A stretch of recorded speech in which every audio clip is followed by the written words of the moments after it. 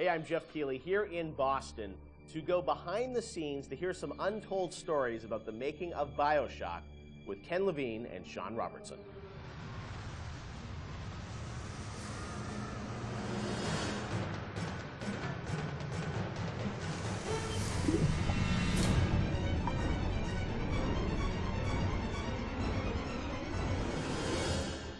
Let's talk a bit about the theme and setting of Bioshock, Rapture.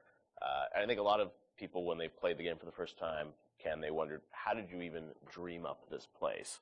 And I know you said publicly before that part of the reason you sort of, what led you to Rapture was this idea of fully simulating a place. Tell us about that sort of idea and the frustrations you had with other games where you sort of hit a bound.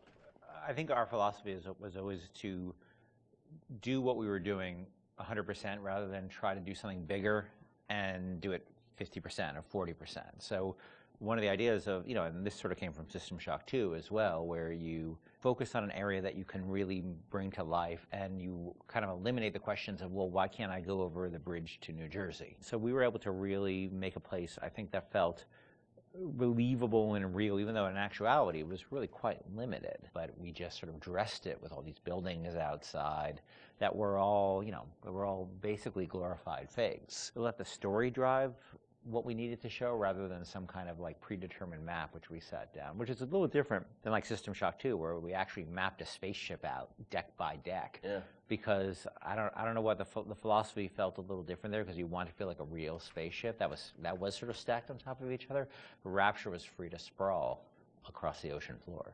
Although you guys originally, Sean, were talking about doing this game on a sort of spaceship again, right? Yeah, when we first started talking about what the spiritual successor to System Shock 2 was going to be, Spaceship came up, but again, we wanted a limited environment, and we didn't necessarily want to do Spaceship again. And our first actual exploration of this space was underwater, but ultimately ended up looking like a spaceship. It just happened to have a couple of seaweed fronds outside. And that started to push us towards what artistic statement that we wanted to make this look different, and what rules we were going to set for the world. How at every turn we were going to try to remind the player that they were in fact underwater and that this wasn't a spaceship. And how, like, underwater, we obviously know you did underwater, then sitting in the sky, like where did you come with the idea of like doing this underwater? I think there was probably a conversation. It's like, well, what kind of places could be cut off from other places? Yeah. Like, well, spaceship,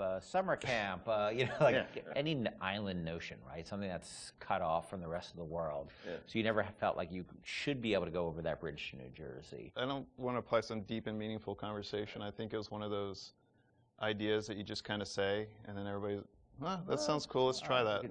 Let's go for it. And I think it lended itself to having very nice views out the window without having to build an insane amount of unique assets. Right. By today's standards, we still were a small team back then. And there's an expectation that because you're underwater, the view distances are going to be short, so you can really kind of fade out into the fog at a short distance and not have the expectation that, why can't I see forever? So there's a lot of limitations in a good way that we put on ourselves by being underwater, as opposed to, like, if you're on a cruise ship, then you'd expect to see across the water, and we'd have to deal with that. Same thing with an island. Or in a city in the sky. Yeah, exactly. Which was a lot more complicated, yeah. So you came up with the idea of, let's do this underwater, let's do this sort of isolated place. Then you had to answer the question of, why would someone build this? Is that sort of how it worked, sort of order of operations? You then had to come up with a story to explain? Yeah, I think we wanted a very believable reason why they'd be there. Right. And sort of the necessary isolation of the place sort of led to, well, what kind of person would want to do this? And I wasn't even particularly aware of the sort of political implications of what I was reading, but I've been reading, I had read The Fountainhead. Right. By Ayn Rand, and I mostly thought it was an interesting story. Like, I didn't realize that people were sort of basing their sort of political lives around it, because I wasn't that tuned in to that stuff at that point. And so, but I love the dialogue and the kind of speechifying in it, because you can see a video game character speaking with that kind of certainty and that kind of confident philosophy. It just seemed like a natural kind of thing to apply to this place. And so it just sort of all came together as a sort of who is the guy who would do this? Well, that character. It was sort of this amalgamation of characters from Ayn Rand's books and Ayn Rand herself. This sort of idealistic person who says, well, the only way to do this is to separate from the rest of the world. Right. And that led to Andrew Ryan. I am Andrew Ryan, and I'm here to ask you a question. Is a man not entitled to the sweat of his brow? No, says the man in Washington, it belongs to the poor. No, says the man in the Vatican, it belongs to God. No, says the man in Moscow, it belongs to everyone. We knew from a technical standpoint that we wanted isolation. We also knew to sell it, we needed a compelling storyline, a backstory that why would this place exist? Otherwise, how are we going to make Rapture feel like it's lived in if we don't have the reason for it to be there?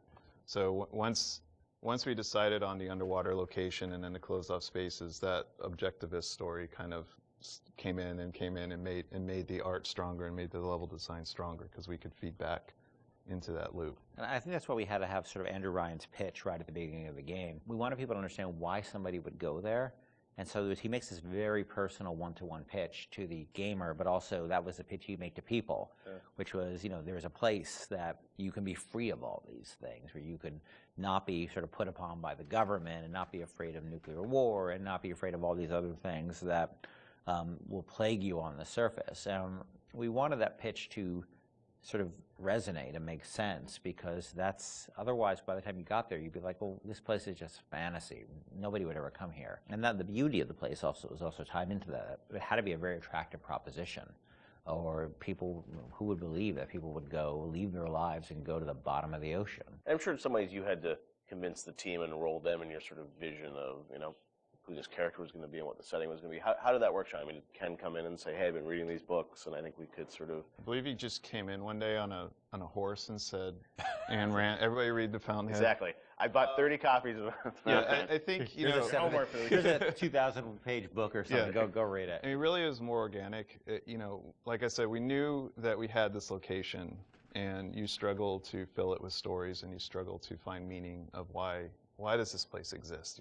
What's my motivation? And as Ken started to explore Ayn Rand a little more and started talking to us about it, and we were having that conversation, and it's like, oh, this could totally work. Like, this is exciting. Like, this is something that really hasn't been done in a video game before. And if we had flipped it and come up with the idea first before the location, I don't think we would have really been that excited about it. But we had a location, and now we're trying to fill it with that story, and because of the order of operation there, you start to get excited, like, oh, I could totally make this work.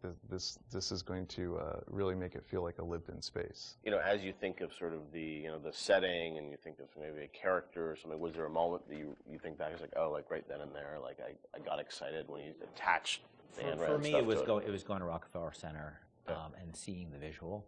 Uh-huh. So I told this story before, but my wife and I were in New York, and we went to Rockefeller Center, which was, if you go to Rockefeller Center, it basically looks exactly like Rapture. It's because every building, you're sort of encircled. It's this block in New York, or a couple of blocks in New York, where Radio City Music Hall is, and where 30 Rockefeller Plazas, where you see that show 30 Rock, and the ice skating rink, and where they put the Christmas tree, and it's this very iconic location. But what's cool about it, it's all one, unlike the rest of the city. Everywhere you look, it's one architectural style. It's Art Deco, and it's very iconic Art Deco.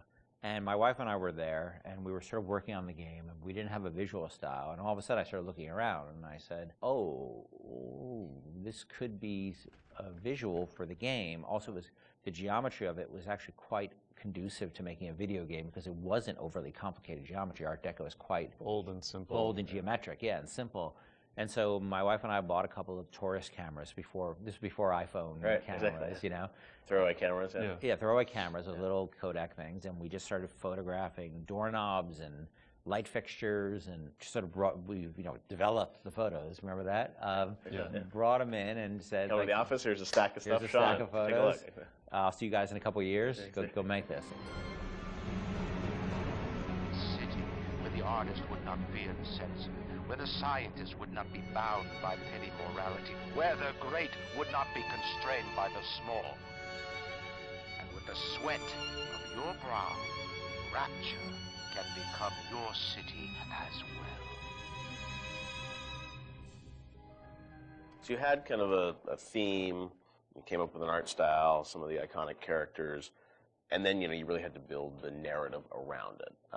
And you've talked about, a lot of the themes in the game and, greed, jealousy, sex, violence, all the things that sort of, drive us or what destroy us. And that was something I think that, as you thought about the story of the game, you wanted to, I'm sure, reflect some of those, right? Because I think people love the characters, it's sort of flawed in a way, and this is a world which is its own little microcosm, but had a lot of tension inside of it. Yeah, I mean, the character of Ryan was sort of, he's basically invisible through most of the game, right? Except for a very small portion. But he's very present because he exists, the city is him, right? It's such a representation of him. We never want to cut away to a cutscene where you saw Andrew Ryan, planning and scheming. We wanted him to be very present without actually being present. But once you had Ryan, once you had his desire to protect this vision of his, you just had to then come up with the characters who'd be arrayed in opposition to him. So we had this character, the Big Daddy, and then eventually the character of the Little Sister. And so characters like Tenenbaum came along, like, here's a person who's in opposition to him for this reason. And then you have, for more noble reasons. And then you have a character like Atlas, who's much more cynical opposition. Once we had all those characters arrayed, we're like, well, who are you? And, you ended up being a sort of, a pawn in the middle of all this opposition to Ryan. We just kept sort of homing in on that theme and making sure that you weren't, eventually figuring out that you couldn't just be here by an accident, that you're an integral part of this story, even though you don't know you're an integral part of this story. You think you're just there by happenstance. Look, Mr. Bubbles, it's an angel. I can see light coming from his belly. Wait a minute, he's still breathing. It's all right. I know he'll be an angel soon.